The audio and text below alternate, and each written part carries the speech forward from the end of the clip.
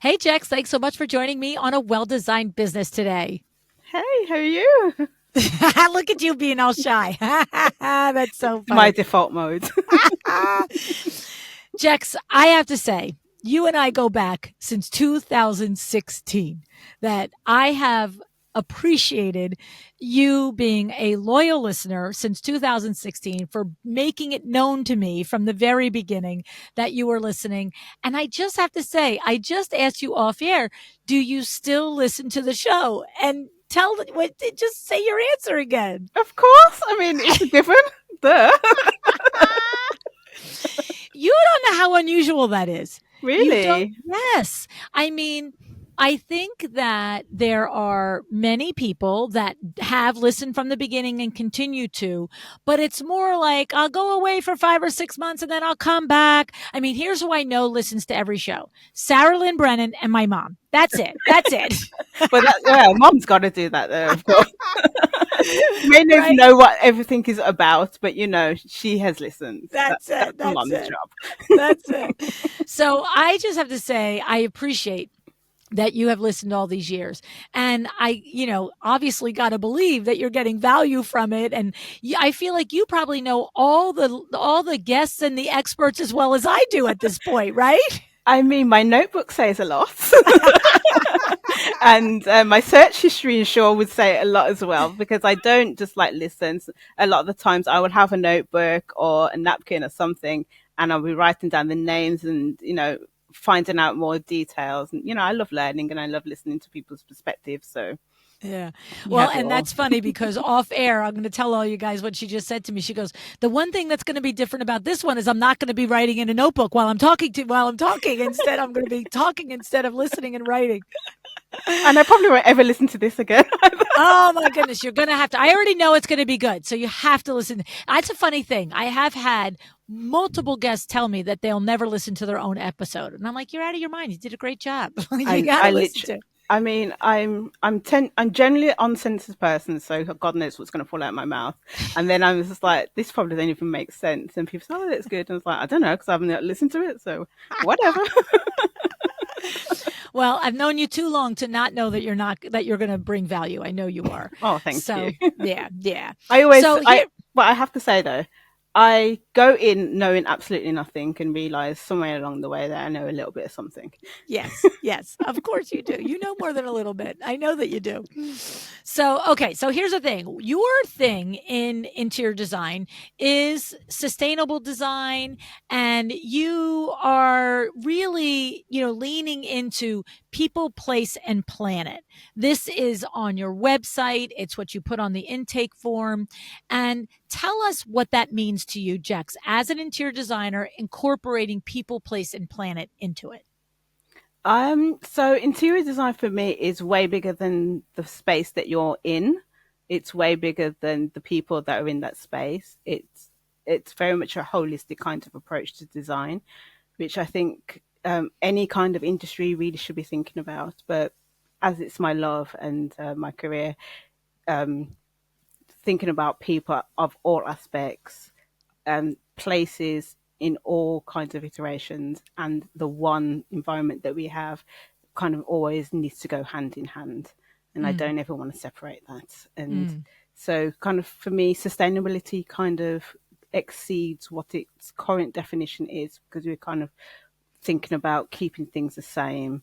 But for me, it's about thinking about the future generations, but in also incorporating the past. Mm. Well, and the thing is, what I didn't mention in all of that talk about our history is you have been into people, place, and planet for the 8 years I've known you, and probably before that. It's not like this is a buzzword, and you realize the more you learn about it that this is something that's important to you. It's been important to you. How many years are you in business, Jex? I don't even realize I know that. Seven-ish. Okay. It's Okay. So wavy, but this has been a thing for me in all of my career, and I've been talking about the environment since I was about seven. since you were 7 years old. Yes. So what happened was I used to go on quite a few school trips and holiday trips and stuff my parents would send me on. And one of them they sent me on was talking all about the environment. And basically, you could be an earth keeper. We had a Mm. badge and a certificate, and we learned all things about the environment. And I have taken that very seriously. I am still very much an earth keeper. And so I would chat till I am blue in the face about anything about the environment to anyone who is willing or unwilling to listen. That is, you know what? It's so interesting when you learn about an impactful event in someone's childhood, right? That really just hits you between the eyes. And somebody, and I can see how a phrase like Earthkeeper, it's enchanting, right? And Yes. it feels actually, what I'm hearing in my head is enchanting and empowering, especially to a 7-year-old, right? It really was. And for a 7-year-old who was like, I was away from the environment as such because I had really bad allergies. So I only ever watched outdoors from my window. I could never take part. And I was like, this is so beautiful. But, for me, it was kind of hell as well. So I actually hate summer.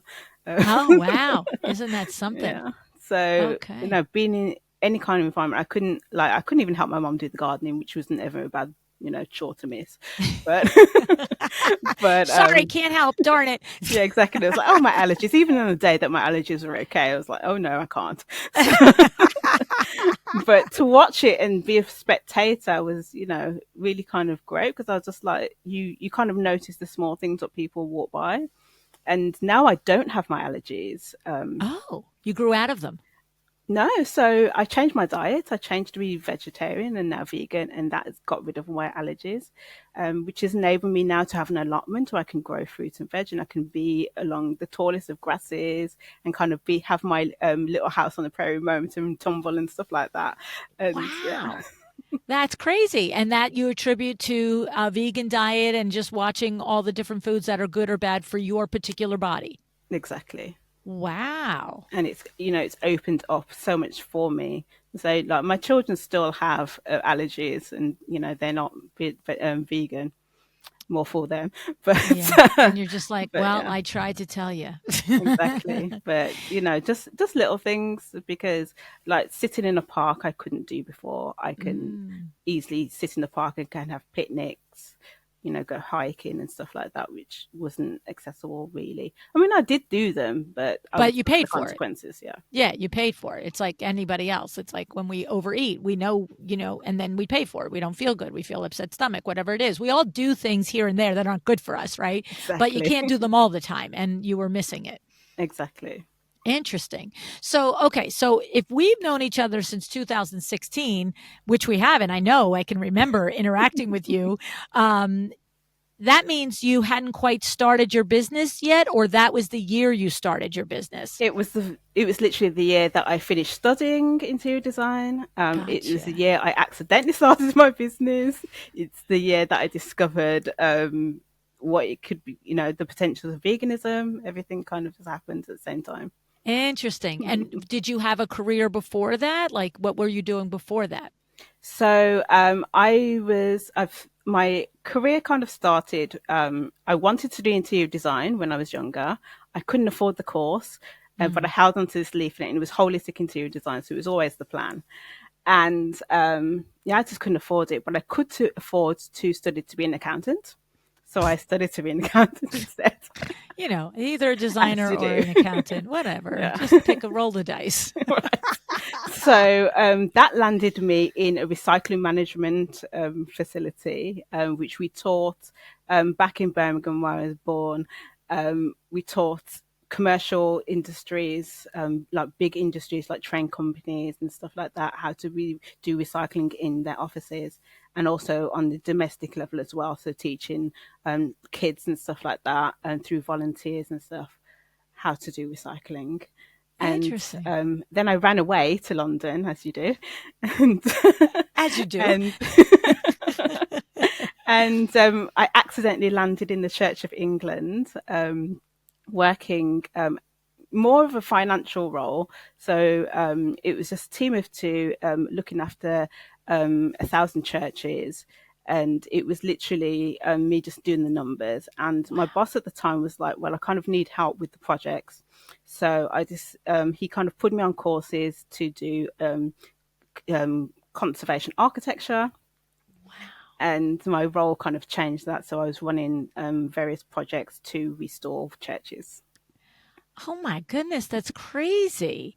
And so there you're doing the two things. You're going back to the idea of design, which was in you, and you're restoring projects, which is also feeding into the sustainability and that mission for you that you've had in your heart and soul all those years. That's crazy. Exactly. And I still had this piece of paper that I really wanted to do interior design.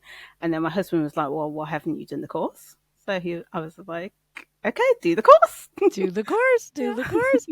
And so is that through the British Institute of Design? Is that what it's called? The BID? What is it called? No, that's a kind of governing body. Okay. But I did an international, it's called Rodic International, Okay. which is an online course because I couldn't give up working because I Mm-hmm. needed to feed Mm-hmm. the kids and stuff and pay rent. Right. And yeah, it was I think it was a 3-year course. I took 7 years, took the Wow. scenic route, Wow. um, because my daughter is a professional footballer and she's been on that journey since she was 7. And it meant that 3 days out of the week, I was actually on the football pitch. So mid her scoring goals, I would be looking after my little daughter and also studying on the sidelines. Oh my goodness. It's crazy the things that so many, all of us have done while we've raised our kids, but what so many of you designers have done in order to get into the field because you love it, right? Yeah. I for years it was just kind of like seeing this industry and looking through the window and was like, I want to be part of that. Oh, And so I used interesting. to take the kids to all the trade shows and stuff like that. So they've always known like what my ambitions were. Oh, And interesting. yeah, Now, so so you have the two kids. Remind me, are they both mhm. girls or is a girl and a boy? I say 1.5 because one's very much a tomboy. but,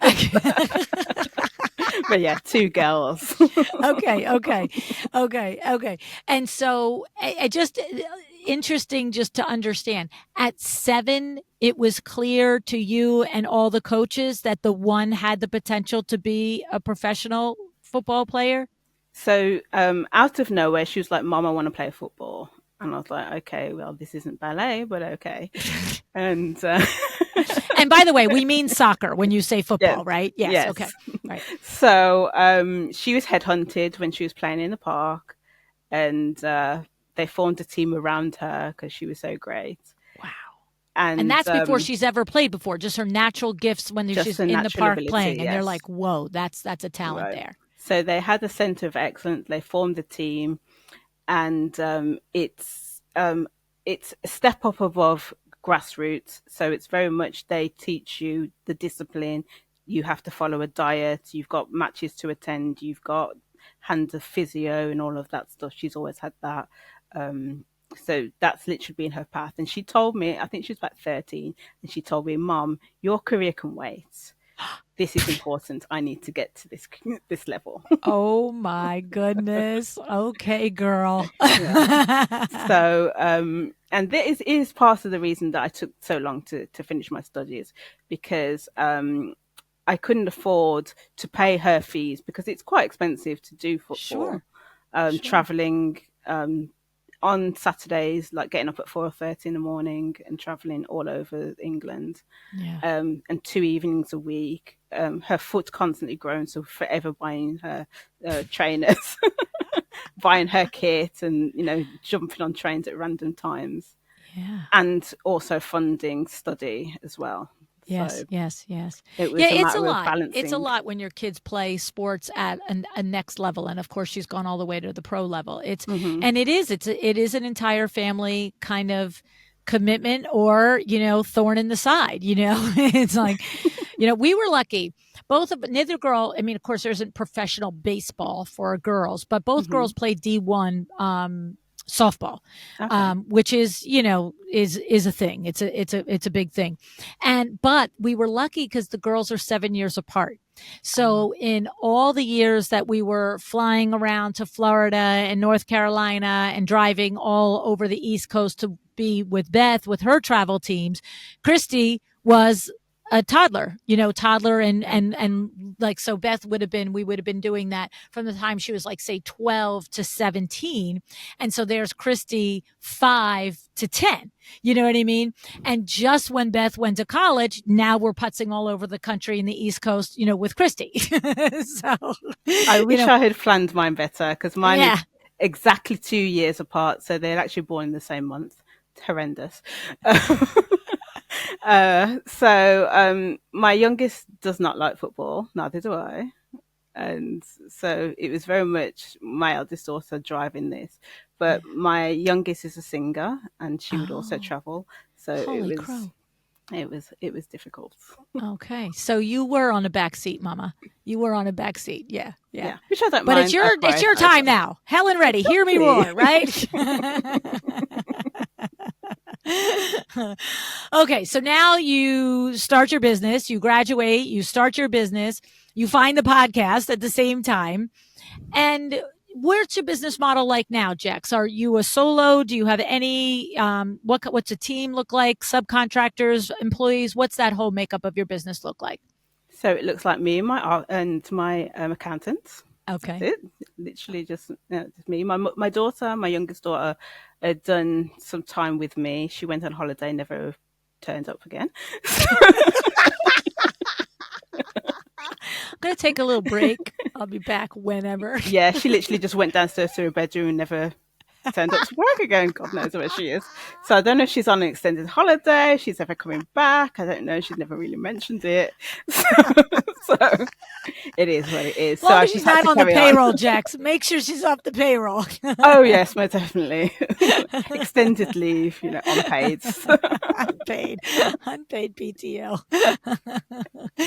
uh, okay, and so what are the now you've heard our the gabillion interior designers in the U.S. describe their business model.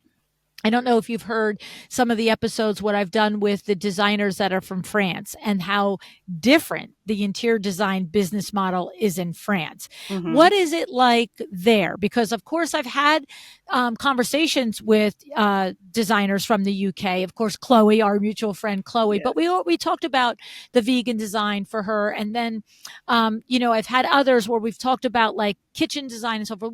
What's your business model like in context of what we know a business model here to be like? So it's very lean, but it's not high. It's not. I don't do high end because I'm not interested in those kind of things. Okay. And it's not the affordable type. It's kind of hybrid. Kind of is where I'm comfortable with, and I have great understanding of. And it serves my clients who are needing loads of flexibility. And I can just make up my mind if I Okay. choose to decide otherwise. So, yeah. Okay. Okay. And do you have any boundaries around I will take one room or 10 rooms, or I will only do a whole house, or do you have any of those boundaries around the business if it's clients a fit in the style and the vision for wellness and people, place and planet is the same, then you're good? So the vision for them doesn't have to be peace and people, place, and planet because I'm going to do that anyway. Okay. Okay. um, Like it or not, you're getting and they it. know that off the bat anyway. Yeah. But one room is fine. A whole house is great. Anything in between, that's fine Okay. by me. But I don't And want to do commercial. okay, so you don't do commercial. Okay. And do you work off of a flat fee or an hourly or a mixed model? How do you do that? And do you do like design fees and procurement fees like in project management? How do you set all that up, Jex? So it's a fixed design fee, and I'm very strict about that. I get it's kind of more of a pay to go model. I don't move unless you've paid me. Good So, for you. and then I go far more flexible. Then, so it's hourly when it gets a bit wishy washy in the construction phases and procurement phases. Okay.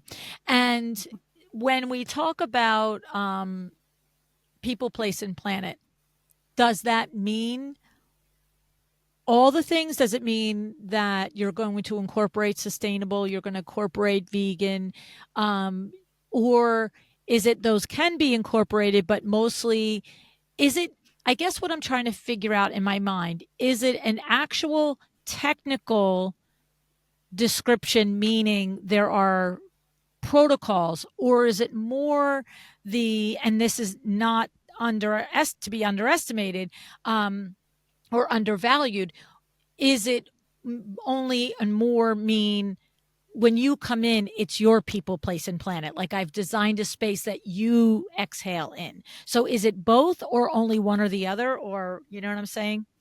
Does that make So sense? I think so. So when I say people, place, and planet, I'm thinking about um, the business sides and everything that people don't see on the outside. I'm thinking about my well-being and how I'm going to carry through this project. Okay. I'm thinking about the people in the homes. I'm thinking about the makers. I'm thinking about the workers, any people I bring to site. I'm thinking about their health and well-being as well. Um, and it came from there was a report that a guy had committed suicide, unalived himself because of the stress of redesigning his home. And I thought, how Wow. crazy is that? Like, you can, it is. I know that um, making so many decisions and thinking about all the finances when you're doing your home can be, very stressful, but you shouldn't, unalive yourself and affect so many lives around you because of it. And I thought that's Right. He crazy. was a designer or a homeowner? He was a homeowner, And and that was just, I mean, obviously there had to be other things going on, but that was the straw that broke the camel's back. That was the thing that just seemed insurmountable. exactly. And then I thought about the conversations I've seen online from many designers saying this part is stressful. And I thought that isn't really right, that we can be so stressed because we're so involved in something, well, in a home we've never actually been going to live in. And I was like, wow, that's Right. crazy. Preach, Jecks. So I was like, I don't want that for anybody. So I, Mm, I felt, because I don't just think about it in terms of Persona Abode. I think about industry wide. I mhm. want the whole industry to be healthy and happy. So it's important for me to kind of lead by example and create that environment that really promotes people of all aspects of the design. Mhm. Mhm. And so how does that show up in the practice of doing the design, where you are taking account, like you said, your client, the makers, the workmen, the artisans, all of the things? Is it just, and again, just is not to minimize it. Is it simply an attitude, a care, or are there actual things that no, we do these things at these phases, and in order to um, care for all of these personalities on a project?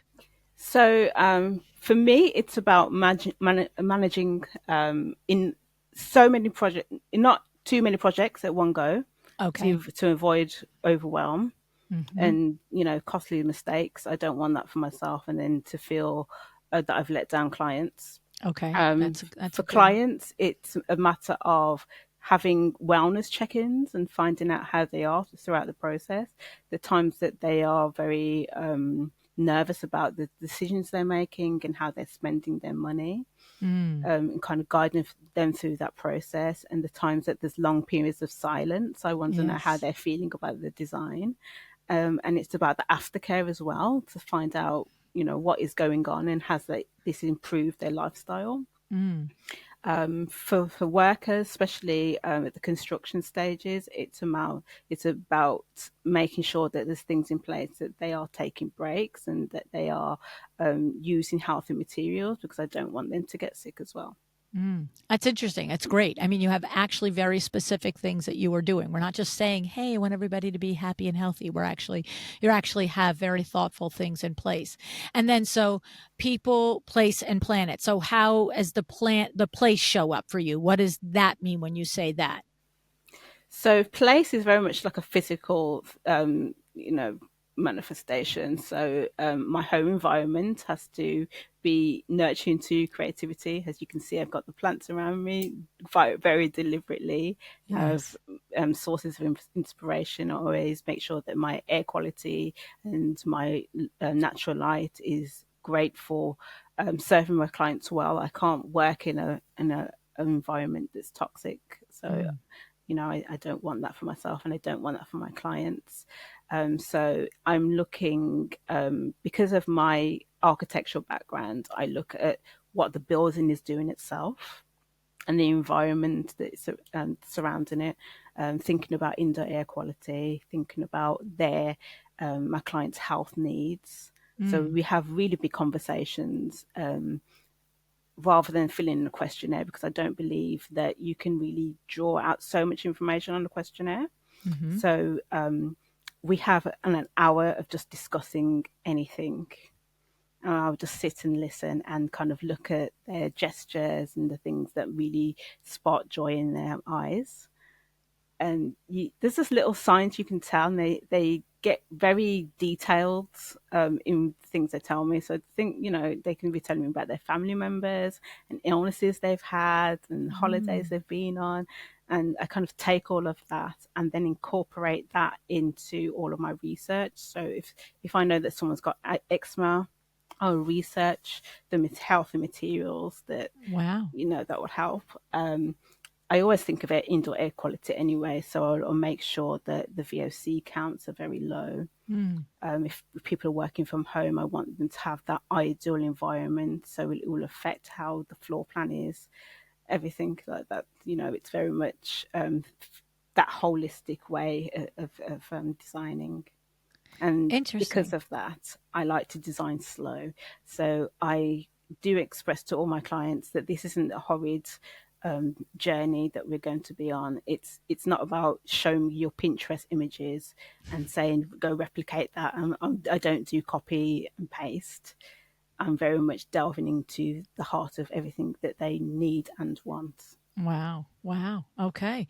And then planet. So planet, you mentioned in the beginning of the conversation is, you know, the future of the planet. This is part of, the thought process for you. And what else does that mean?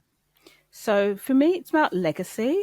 Mm. We all, even if we want to tread light on this planet, we are making a dent. And for me, within your home and outside of your home, I want that to be great. So I want people to have prosperous careers.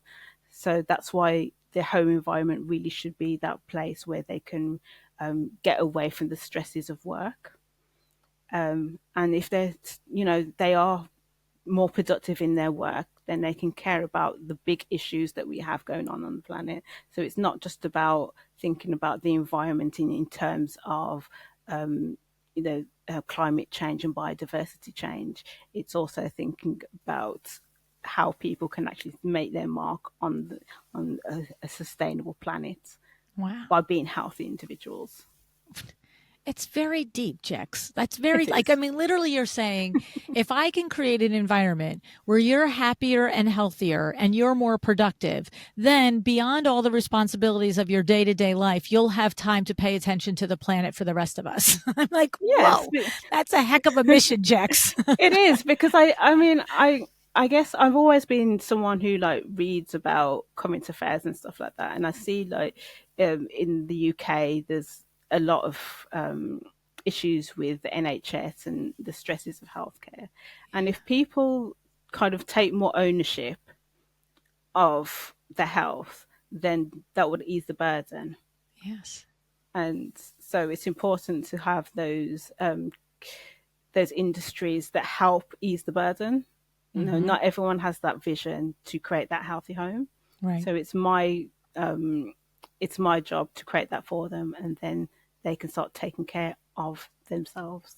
It's crazy. It's crazy. That's very deep and very admirable of you, by the way. Thank you. Oh my goodness. Okay, so turning now to say, listen, like you said, you've been listening to the show 8 years. You've heard your colleagues come on, share a lesson, an aha moment, something that they went through, they learned a lesson, and they now do better in their business. Is there anything that comes to mind for you, Jex, that you would say, hey, you know what? When picturing that you heard somebody say, this was a mistake I made, this is how I overcame it, and that helped you. Is there something that you would say, oh, there's something I can share that I've done, that I have figured out the way around it, or I've figured out a better process for it, or I figured out the why I need to do it, that maybe will help somebody listening today? Because now your legacy is here on A Well-Designed Business, ladies. Oh gosh, what can I say? I guess because it's a thing I do the most. It's about listening. I don't think people actively listen enough. If you listen to yourself, you can really figure out your why. And I had to kind of dig deep to figure out mine. And it was a lot of untangling a lot of drama and trauma in my life. But it really did help me understand why interior design was so important to me. And I think Mm. if people spent more time listening um, to the things that surround them as well as themselves, then they can really figure out their real why. Mm. I love that. I love that. I do think that we don't listen well. I don't think as a whole, most garden variety humans are ready with the thing that they want to add to the conversation rather than intently listening to the thing that somebody else has said. I mean, I observe it all the time. Hmm. I know that I'm a good listener. I know that I'm listening for actually what you're saying. I don't think the show could be successful if that wasn't at some Most level a definitely. truth, right? But it's funny how often in interactions, no matter if it's just like, me and my family, if it's me at an event or whatever it is, that someone will ask a question or make a statement and the person's follow up, either the answer or the next thing it's a thing. I'm like, that's not what they're talking about at all. Like you just changed the subject. You just avoided and went around the thing. And it's not like, hey, I want to change the subject. It's like you didn't hear the person. And Right.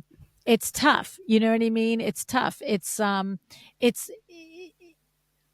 I think it is important, Jex. I think you're right. And I think as interior designers, it's critical to do it Very because, much so. yeah, we're going to turn over lots of dollar bills for you to kind of take what's in our minds, our hearts for the place that we want to live. And we're going to use words and language that maybe are not exactly on point. And I think it's very important that you get to the bottom of it as an interior designer, right, Jex? Absolutely, and that's why I don't use questionnaires because you can jot something down, and it can easily be misinterpreted because it's Mm-hmm. in written form. Whereas if you're having a conversation, then you can kind of interject and say, well, "What do you mean?" Mm-hmm. You Interesting. know. So it's funny because the analogy for me is if somebody's interested in my chairman of the board program, and we do have a questionnaire, right? Hmm. So it's the questionnaire to what I should say is once you have committed to being a chairman of board, then there's a questionnaire, right? But I always spend the first half hour, 45 minutes going through it because to your point, I will often find inconsistencies Yeah. in the answers. And I'm like, well, if this is true, then this can't be true. So, and then also when we talk it through, they'll be like, oh, that's not what I meant.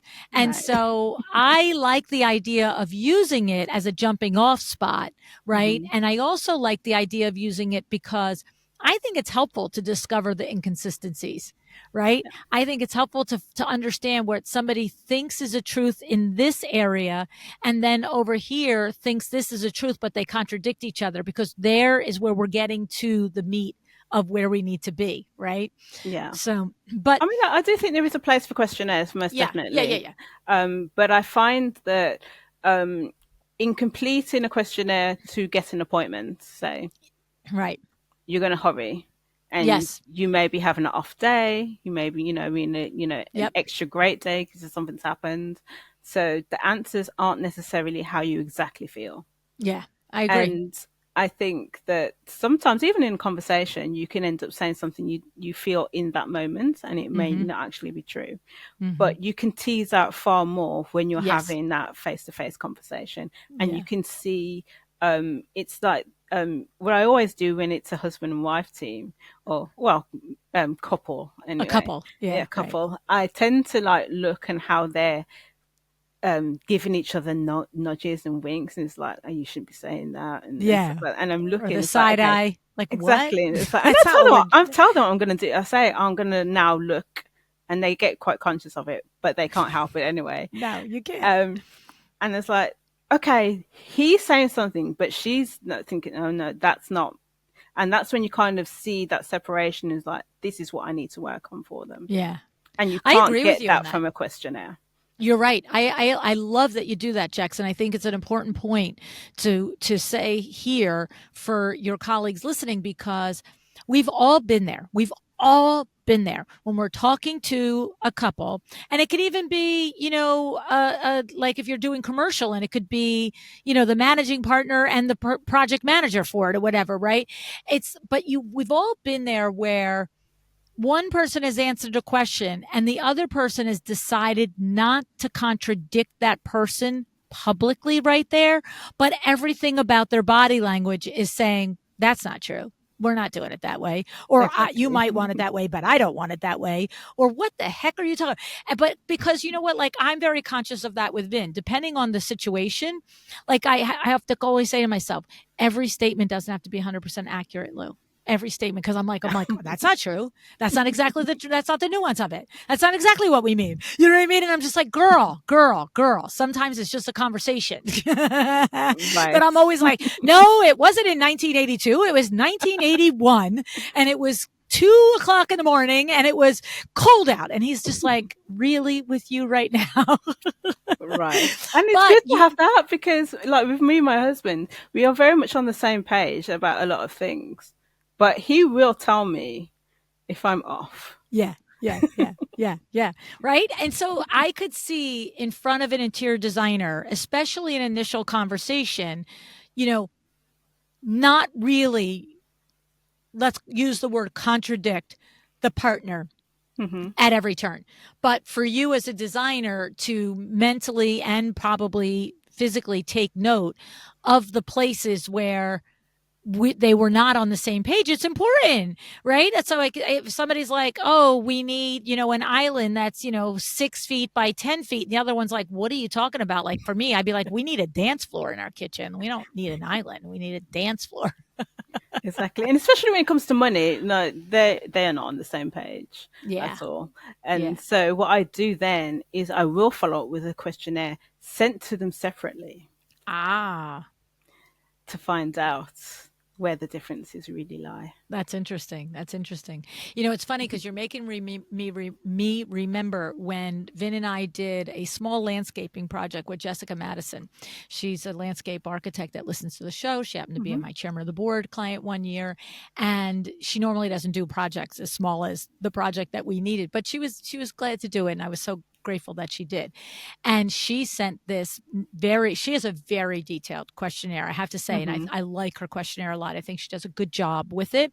And then, of course, to your point, she follows it up with an actual conversation. But the thing is, she didn't send it to us separately. And there were 2 or 3 times that I was like, well, this is my thought on this, but I'd actually know what Vin's thought on this is. So to your point, though, I went and asked him those 2 or 3 stick points that I was like, I'm thinking it should be this. And he was like, and the thing was, the aha in this conversation for me is I can remember the one point particularly where he was like, no, I mean, if I don't think I want it that way, but if you do, it's fine. Like, that's not a thing for me. And so I'm thinking we're good. But when we were in the in-person thing, he's like, no, we're not blah, blah, blah. And I was like, dude, remember you were like going to give me a gimme on this one. And he's like, yeah, but I mean, do we really want it? I'm like, yo, whoa. And so there we are in front of Jessica having our little moment,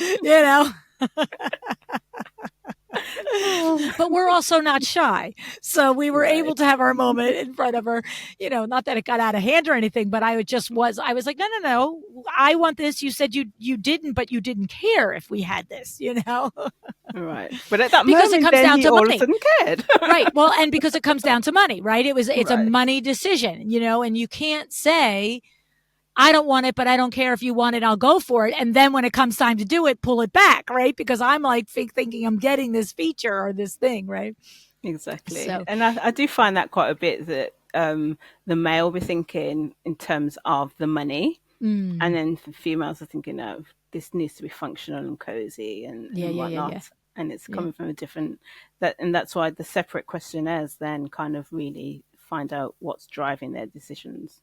That's interesting. Have you ever had when you've sent the separate questionnaires out and one or the other is like, she filled it out or he filled it out, I don't need to do it too, and you're like, I get it, but I want you both to. Does that ever happen, Jex? Or is this separate questionnaire only coming after they have contracted with you, given you money, and they realize that this is important? It's a little different, like once they've given you money, but still I could see Oh people yeah, going, you've I'm got to not doing sign it. on the dotted line. Yeah, Yeah, yeah, yeah. yeah. But do you sometimes have them go, why do we both have to do it? Or my wife did it or my husband did it. I'm not going to do it. No, it's kind of presented in a way that I want to know about your partner. Okay. Yeah, so Okay. it's not just oh here's a questionnaire. It's like I want you to tell me the great aspects of your partner. Shush. I want you to tell me what kind of gift you want to present to your partner at the end, so they keep it to Oh. themselves. Oh, so that's an interesting spin on that. So the motivation that you're giving them to do a good job on the questionnaire is that you tell them you want them to visualize what end result would be super fabulous for your partner. Exactly. Oh, that's so clutch, Jex. Yeah, because That's I know that like if I was going to fill in a questionnaire with my husband, I am going to talk to him. Obviously, if I yes. know it's for him, for his Yes. benefit, then I'm going to keep it to myself. Right. Oh, that's so clutch because I think it just makes you take it a little bit more seriously as opposed to, oh, this is what I want, but I don't feel like explaining it to her. I'll tell her in person. Where it's Hmm. like, well, he or she might never share this with Jack. So, and I know this is important to them. Let me blah, blah, blah. Exactly, and it's great to read the things that they say about their partner as well. Well, if they're in a good Interesting. space, but yeah, I could give a rat's butt what happens in her part of the house. exactly, Make my man cave awesome. exactly. Make hers horrible so she signs those divorce papers. So She hates to cook, make amazing kitchen so I can. exactly, she's terrible, but I don't know how to tell her. But I'm going to tell you. Oh, I'll tell you, you designers, you do get into it in people's lives, right? Most definitely. I mean, even on my complimentary call, which is 20 minutes at the very start, and they haven't signed on the dotted line. I've had people tell me some really like crazy things. It's like this needs to go to your therapist, not me. You know, you called it a designer today, right? Like this Right, isn't 1-800 help me. exactly. There's this one lady, and she was pregnant, and she'd unexpectedly got pregnant for a guy she settled for, which she told me. Oh And my gosh. he didn't have a job, and she was carrying this relationship, and she was like, do I put his name on the mortgage? And I was like, you realize Wait, we've we were got talking 20 about minutes? I was pillows. like, wow. I was like, what? She thanked me at the end of it, and I was like, wow, maybe I need to be a shrink as well. What in the world made her think that she should be investigating interior design when she's got big life problems on her Exactly. plate? She was like, she wasn't even sure if he was going to have the baby or where it's going to be. I was like, Oh, whoa. God, that's bonkers, right? Exactly. And say 20 minutes we had. I've never contacted this woman in my life.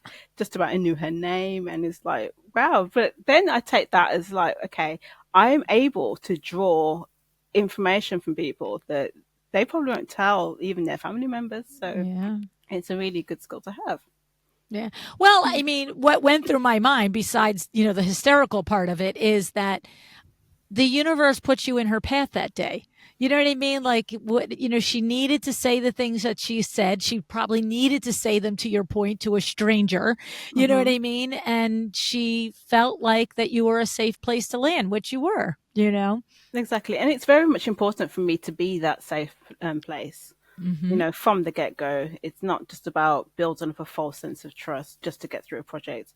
I honestly do care about people's welfare. Mm. See, and that is the thing right there. You see, it's so funny because, I think our industry, for the most part, gets that AI isn't going to replace them. I mean, I just, come on, like, be serious. Hmm. AI is not going to have a conversation about whether, this guy should be on the mortgage or not, right? And it's just like, and that is the part that I think is so critical. Forget interior designers, all of us, whether it's business, like, look, everybody you can Google any answer that you would ask me as a business consultant. You can Google it. How should I set up my finances? Google it. AI it. How should I set up a fee structure? Go ahead, Google it. Right. But it's like, it's the nuance. It's like, it's not just the objective. How can my room be designed? It's how can you, as an interior designer, elicit from me what I didn't even know I needed about a room design, right? Exactly. That's the I'm not thing. worried about AI. I mean, I love technology. Yeah. It's always at the end of my fingertip. But I also know the things that you will miss out if we don't have and develop our human abilities as well. Right. Exactly. Exactly. Like, it's design is not a sofa, a chair, a rug, and a lamp. Those are objects. Those are commodities, right? Exactly. That's not what an interior designer does. That's just not it. And all your conversation today, Jex, the way you approach your business and the, people, place, planet, in all of it, it's everything only a thinking, caring human can do.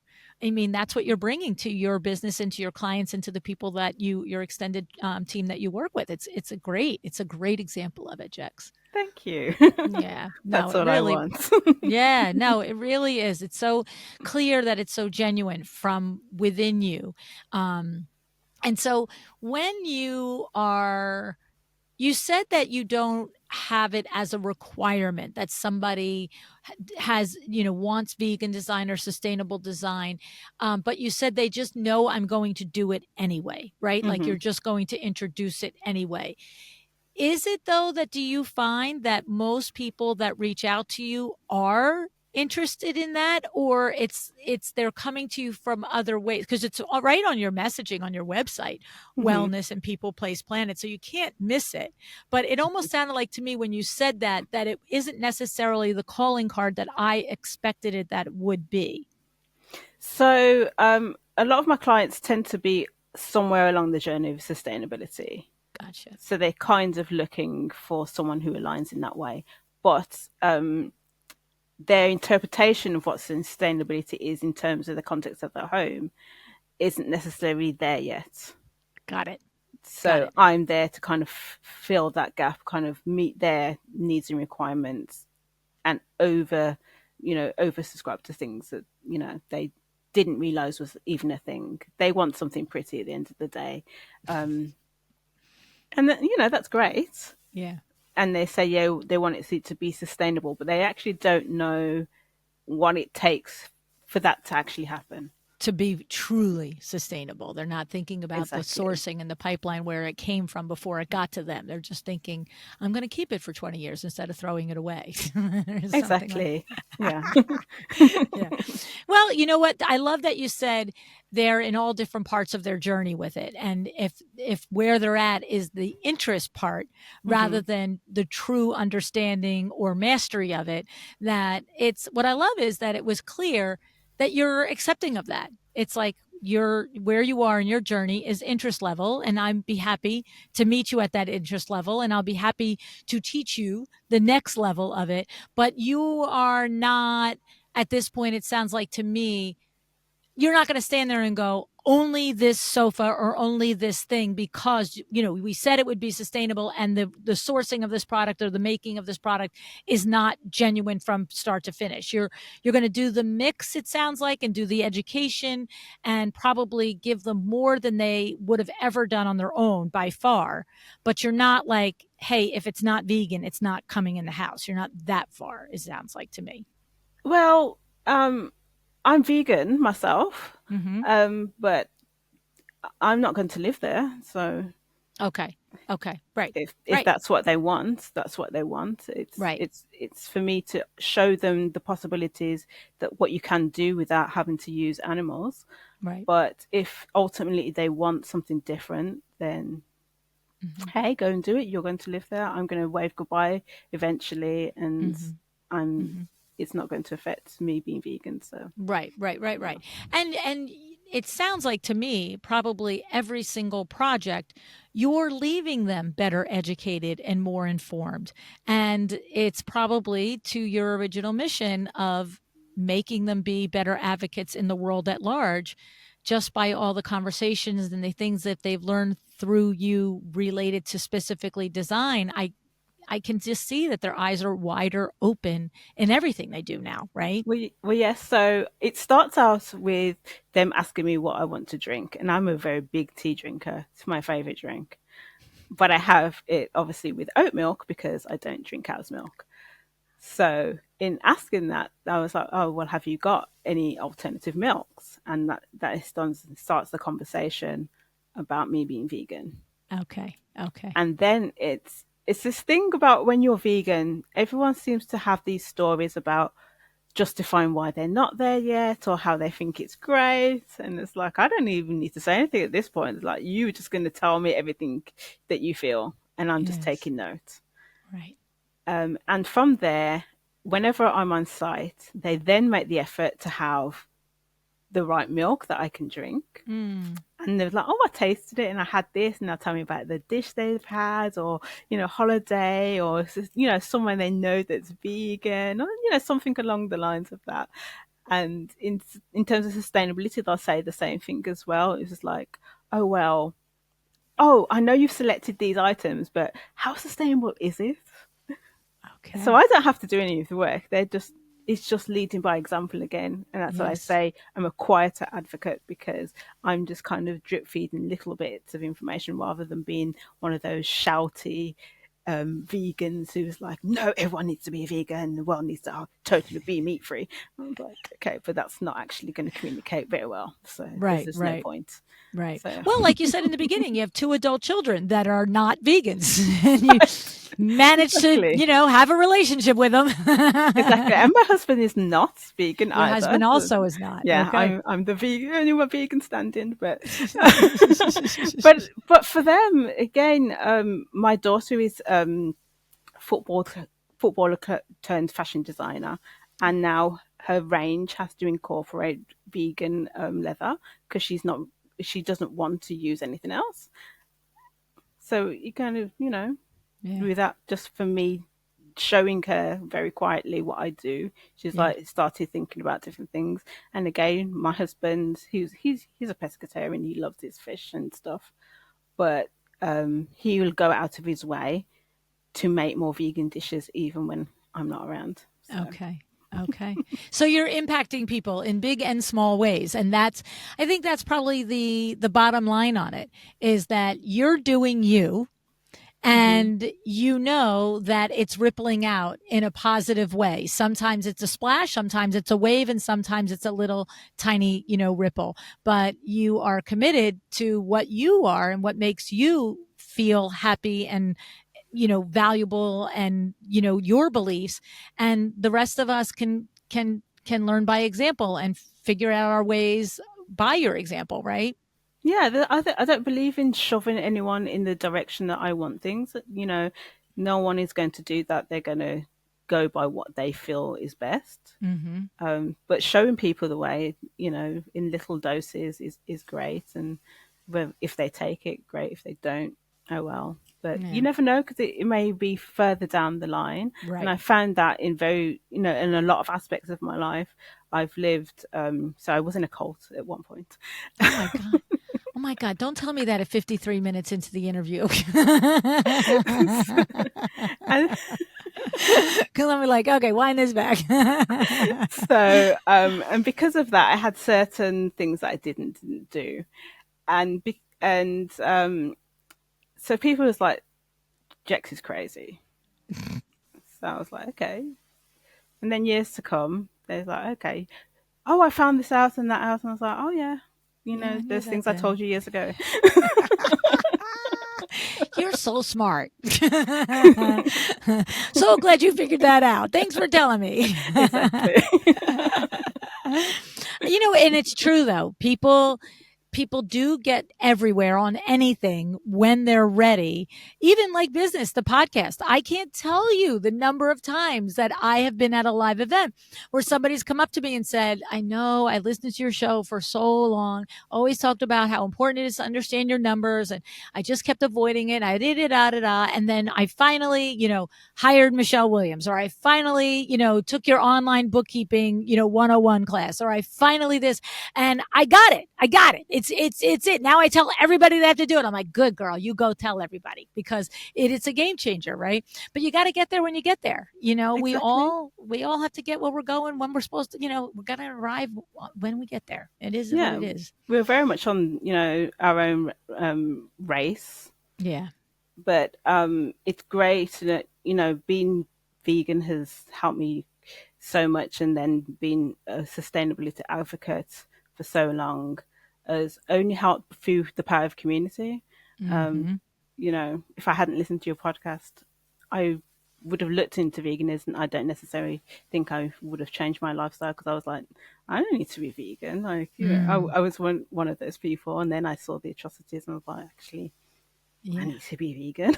Yeah, that And was the Deborah Rosenberg shows, right? She came on, she started vegandesign.org, and it was yeah, like, oh. exactly. And you can't see the things, and I get why people don't want to, Yeah. but for me, it was just like, well, okay, I can't do anything else. It wasn't really sitting right with me just to do things for vanity's sake anyway. Mhm, mhm. As you could probably see, that I do like to go in deep in things rather than surface level. So no. Exactly. Exactly. Oh my goodness. Well, I have to say, this has been so fun to finally have a long conversation with you, Jex, after knowing you for so many years. I can't tell you, every time you and Chloe go through my mind, and I'm like, they're over there. I got to get to England. I got to get over there. So hopefully in the near future, we're going to be making that happen. So, teasing that out there yet, but too early to say for sure. But I do hope to get over there. And I I thank look you forward so to it. much. Yeah, I thank you so Thank much you. for coming here today, Jex. I really Yeah. do. It was a fun time. Thank you. I have to mention though, because I know Chloe will kill me if I don't mention interior design to Claire's, because it's a very big part of uh, my advocacy, which we started, me and Chloe and seven Say the other name of it designers. again. Say it again. Interior design declares, Oh, okay. Yes. Go ahead. Talk about it.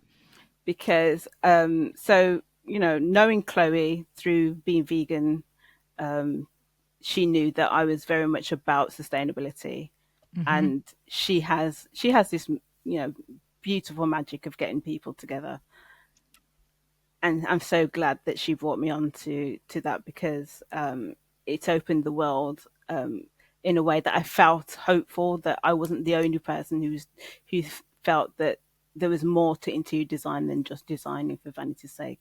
That there Mm. was a very big calling for the whole industry to start being more sustainable, Hmm. not just because the planet is, well, the planet isn't dying, but human beings are going to die off if we don't if we don't start taking care of it. The planet's Right. going to be Right. fine. The planet will be here. We just won't be able to live on it I anymore. We'll mean, have to. it's just Yeah. like over there filing it now, thinking, okay, one day you'll see. Keep doing In that. the It's only your meantime, life.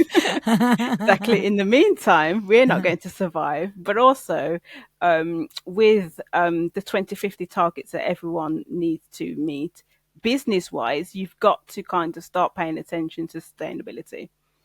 It's not So just a tell matter us the of, 2050 target. What is this? I mean, I can so the surmise what it is, but in what is it in detail? so we have targets, which is the reason that we have COP22 and COP23, and so on, is to reach net zero. Right. Now, you can't meet net zero if you're not a company who thinks about sustainability at the end of the day. No.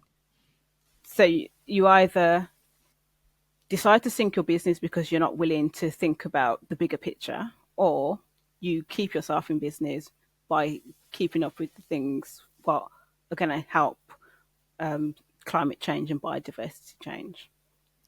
And 26 years from now isn't that long. I hate to It say it. isn't. It's It's not. crazy. Not when you literally just think, it's so funny because it's 2024 as we're recording this. And I don't know why this went through my mind the other day, but do you remember when we went from 1999 to 2000, like Y2K? And Yes. like, I don't know how old you would have been, right? But I was I mean, 18. okay, so you're old enough to have an awareness of it. But I remember it was like, all the computers are going to go off, like, whole world is going to go bonkers. Like, like there was all these predictions about what would happen, from as simple as the internet is going to blow up to catastrophic things. And, I'm not a person that gets involved in that stuff. I'm really not. I'm just like, whatever, you're out of your minds, right?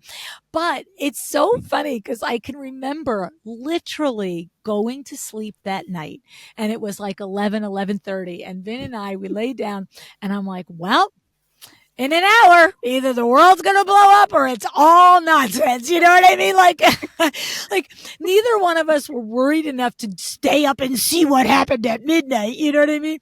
But it was like just a thing. And it's like, that feels like 5 years ago. That was 24 years ago. It's crazy. Well, for me, I just had my daughter in the November of 1999. Okay. So it was a big thing for me. And I was thinking, oh my gosh, what have I done? Brought a child into this world and we're about to be over?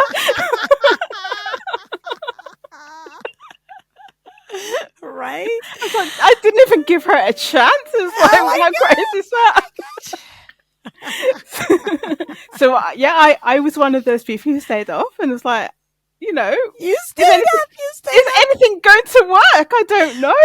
Well, and the thing is, see, my brain just gets too logical. I'm like, so, well, when does Y2K start? Does it start when Australia gets to midnight? Does it start when we get midnight? Like, when? Like, it's just too illogical to me. My brain just can't comprehend it. I mean, I remember when I was a kid, people were like, oh, you think they're aliens? I'm like, yes. They're like, what do you mean? I'm like, come on. We're the only life form in the universe, let alone all the others. Like, do I know if they look like, ET phone home? I have no idea. But it just is illogical to me to think that the Earth is the only place in the multiple galaxies that support life. Like, I don't even bother to think, well, do they look like us? I don't care. I don't care. They don't care what we look like. They don't care what we think like. If some scientist wants to find them, great. I'll go on a shuttle and visit if we can. But it's just, to me, just accept the fact of, right? So I was Exactly. like, okay. But this fact seems like off to me, because when does Y2K actually start if there's different time zones all over the globe? I don't know. Well, that's it. But I mean, anyway. at that point, I was actually in the cult who was talking about Y2K, and that's why I stayed up. But also, I didn't have much technology around me then because I didn't own a mobile phone. There was, I don't think I even owned a computer. So it was kind of like looking out the window, like what is going on? What is going to happen? And the light's going to turn off. I don't know.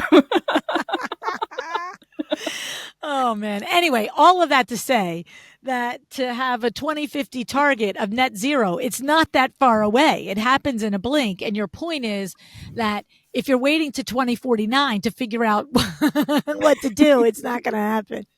Exactly. And I think for business sake, for your own livelihood's sake, it's important to incorporate sustainability. Okay. Because this, the interior design industry declares this is a global organization. It is global. So it started with Architects Declare, and Chloe had tried to join Architects Declare, but obviously she's an interior designer, so couldn't.